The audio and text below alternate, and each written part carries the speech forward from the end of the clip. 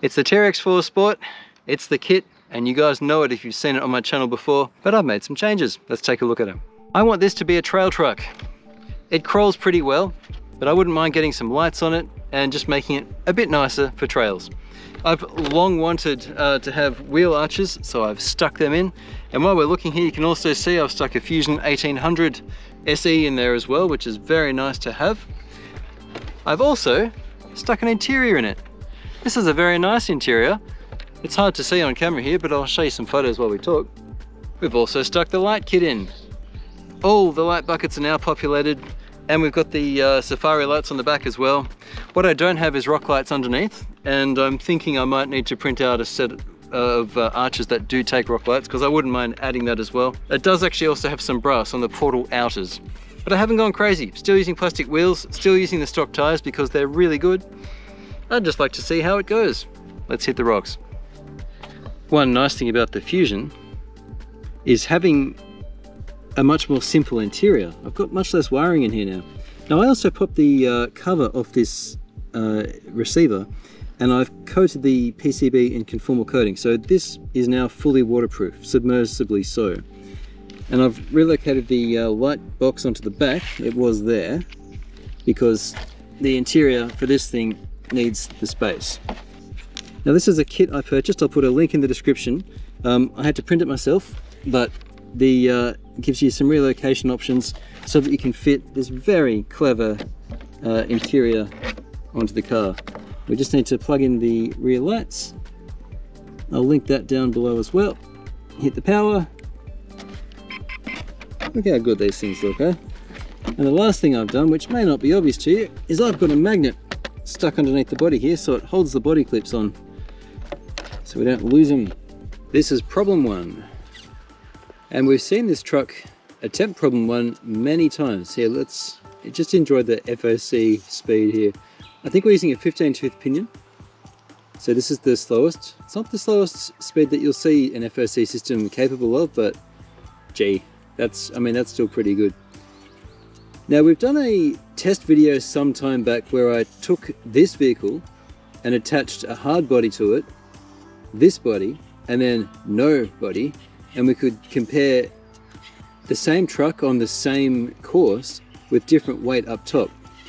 And I found actually that over an aggregated score from a few courses, I'll link the thing in the description, it actually wasn't very different.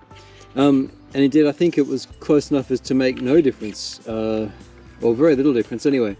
So although we have a bit more weight now, with the interior in particular, but also the lights and the wheel well there, which I notice I need to reprint maybe in a different material,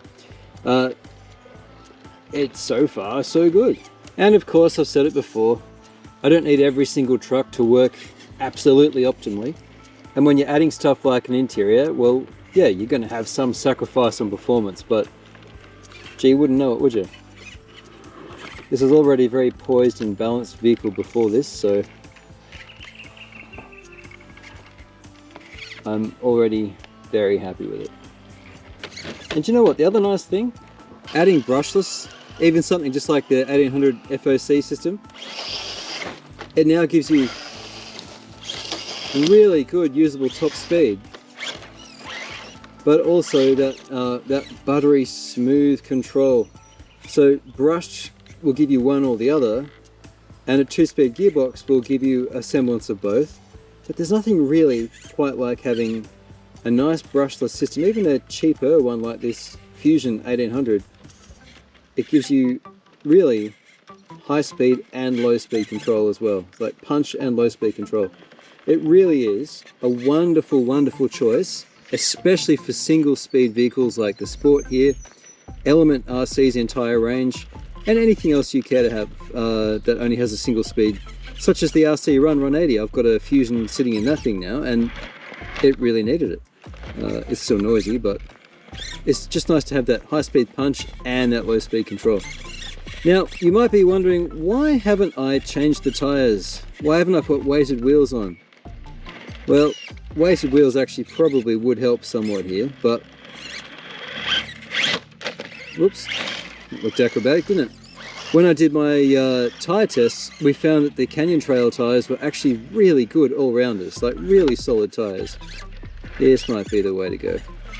This is a tricky problem 3, because you've got to get everything kind of lined up just perfectly, because there's a nasty hole down the back right.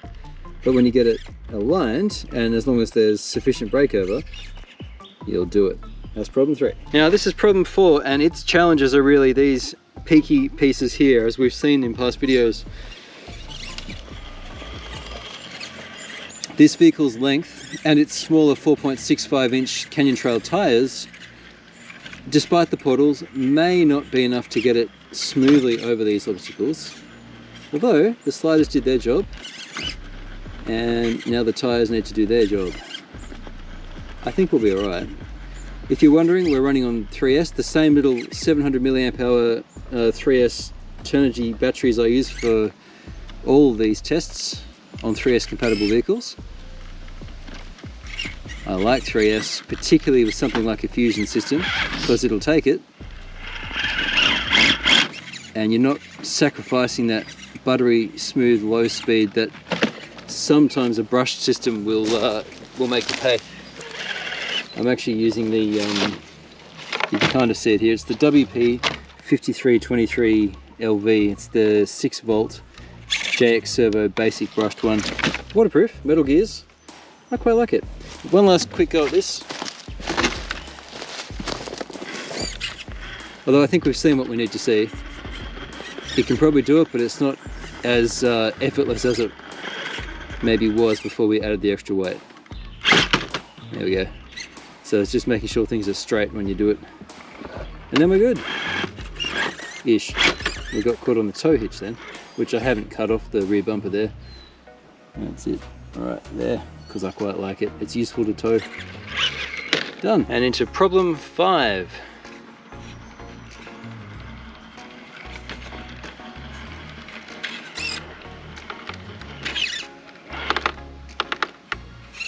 Now I haven't stuck overdrive gears in this front diff. I could, but I decided I liked it better as a trail rig, and I kind of prefer having things 1-to-1.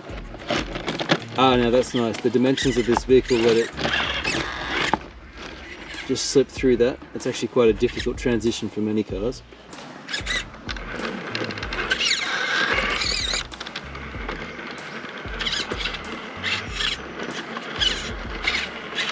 Beautiful. Oh, I went a little bit far to the right. Don't know if we can rescue this. We'll try. Do we just try and drive it? I don't think so. We'll go back a little bit. There we go. Wasn't sure we'd be able to rescue it, but we could. That's all it needed. There we go. So I've got to be a bit more careful now with the higher center of gravity. And into problem 6. This is a bit of a hodgepodge. There's a hole and some loose rocks. Smaller tire diameter can be an issue here. Bumpers, given this is a semi-scale vehicle, that can be an issue too. But the Sport doesn't seem to mind. In the past it's done problem 6 just fine. See, it's pivoting on the rear corner there as I was reversing. There we go. Now it should fall across to the left just like that. And we'll steer over, and as long as the breakover's there, and it just barely is, slightly larger tyres would help. Bent links wouldn't help in this case because we're actually resting on the rear part of the skid. All I can really do is reverse and change the angle slightly. We're going to come across towards us if we can, if we don't fall. There we go. There we go. Doesn't take much, and that might get us there. No.